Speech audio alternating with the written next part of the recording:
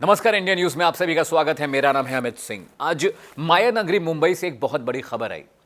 बॉलीवुड की ए लिस्टेड सबसे बड़ी अदाकारा को एनसीबी ने समन के लिए एनसीबी दफ्तर बुलाया।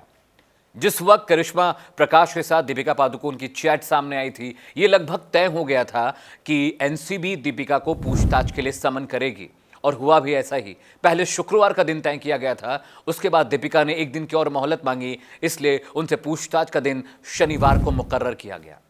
सवालों की एक बहुत लंबी बड़ी फहरिस्त थी जिसका सामना दीपिका से हुआ। दीपिका के सामने आज श्रद्धा और सारा से भी एनसीबी ने पूछताछ की थी।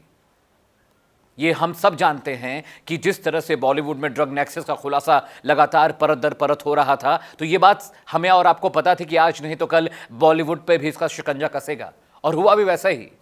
दीपिका ने एनसीबी को साफ साफ कबूल कर दिया कि हाँ, वो जो ड्रग्स चैट थी वो उनकी थी, और उस ड्रग्स चैट में वो ड्रग्स की बात कर रही थी। लेकिन उन्होंने साफ कहा कि हाँ, ये चैट मेरी है, लेकिन मैं ड्रग्स नहीं लेती। डूबी और हशीश के नाम पे उन्होंने कहा कि एक खास तरह के सिगरेट के लिए हमने बातचीत की थी उस ग्रुप में, वो ड्रग्स नहीं होती है।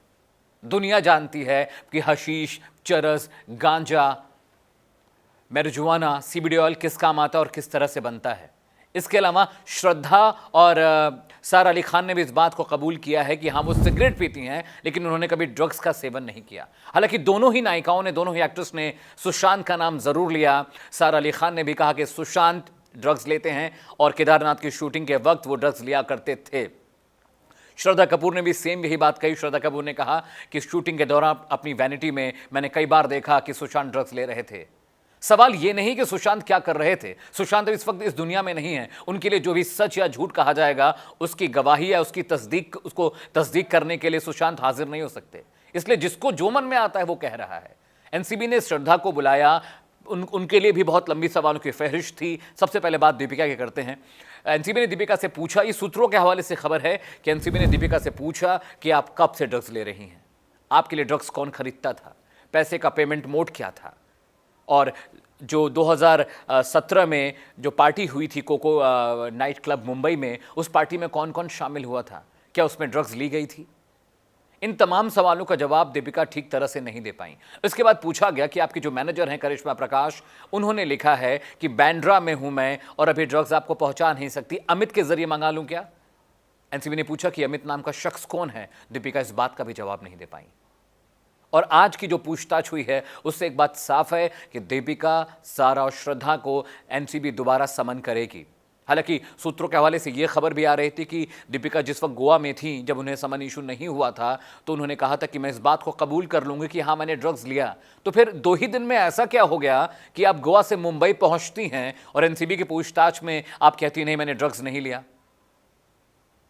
दीपिका कोई बच्ची तो नहीं कि उन्हें ड्रग, हशीश और सिगरेट में फर्क नहीं पता है। और सबसे बड़ी बात है कि जिस ड्रग्स चैट को एनसीबी ने पकड़ा है, ट्रेस किया है, उस ड्रग्स ग्रुप की एडमिन खुद दीपिका है।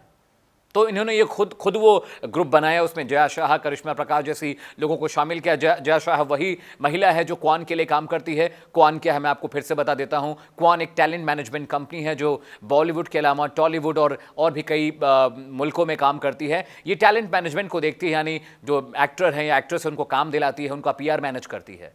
तो क्वान के ऊपर भी आरोप लगा और क्वान लगातार ये सफाई दे रही है कि ड्रग्स से उनका कोई लेना देना नहीं है। लेकिन सूत्रों के हवाले से जो खबर आ रही, वो खबर ये कहती है कि क्वान जिन 45 सेलिब्रिटीज़ को मैनेज करता है, कहीं ना कहीं उन सब का किसी न किसी तरह से ड्रग से नाता है, कहीं ना कहीं इस ड्रग कार्टेल में वो भी जुड़े हुए हैं।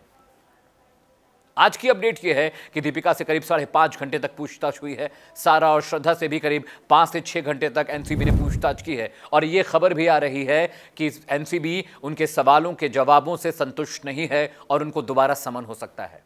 आज मेरे प्राइम टाइम बुलेटिन, चलिए वहां खबर जहां मैं इसी खबर की पड़ताल करने वाला हूं कि क्या दीपिका गिरफ्तार होने वाली, क्योंकि बड़ा सवाल यही है।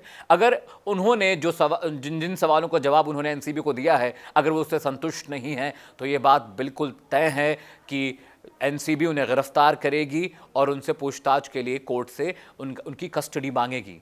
यही सेम चीज़ लागू होती है सारा और श्रद्धा के साथ भी। अगर मेरे शो चलिए वहाँ खबर जहाँ को लेकर आपके पास कोई मशवरा, कोई राय, कोई आइडिया, किसी भी तरह का सुझाव है तो आप मुझे मेरे इंस्टाग्राम हैंडल, मेरे ट्विटर या फिर मेरे फेसबुक हैंडल पे मुझे बता सकते हैं, मैसेज कर सकते हैं, इनबॉक्स कर सकते हैं। मेरा ट्विटर हैंडल है जॉर्नो अमित सिंह, इसी नाम से मैं इंस्टाग्राम और इंस्टाग्राम पे भी पाया जाता हूँ और ट्विटर पे भी पाया जाता हूँ। इसके अलावा मेरा एक यूट्यूब चैनल है जिसका नाम है न्यूज़ व्यूज़ एंड एनालिसिस। मैं हर रोज़ उस पर एक वीडियो अपलोड करता हूँ, उसे सब्सक्राइब करिए, बेल आइकॉन दबाना मत भूलिएगा, क्योंकि अगली बार जब भी मैं कोई नया वीडियो अपलोड करूँगा तो उसकी नोटिफिकेशन आपको मिलेगी। मेरे साथ आज फिलहाल इतना ही। कल फिर से हाजिर होंगे एक नई खबर, एक नई पड़ताल, एक नई बहस के साथ। तब तक आप देखते रहिए इंडिया न्यूज़। नमस्कार।